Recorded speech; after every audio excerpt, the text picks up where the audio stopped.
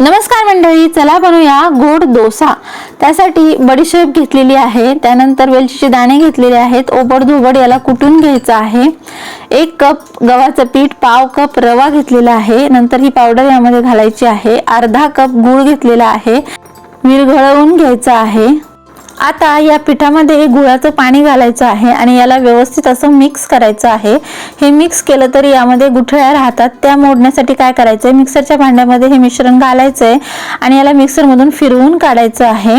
त्यात थोडंसं पाणी घालायचं आणि डोशाच्या बॅटर प्रमाणे कन्सिस्टन्सी करून घ्यायची आहे।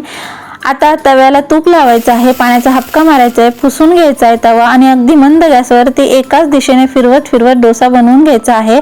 हा डोसा तुम्ही मलाई बरोबर किंवा दुधाबरोबर किंवा तुपाबरोबर खाऊ शकता। मस्त असा डोसा तयार झालेला आहे, तुम्ही पाहू शकता। तर असा डोसा तुम्ही सुद्धा नक्की बनवा आणि कमेंट मध्ये सांगा कसा झाला आहे डोसा।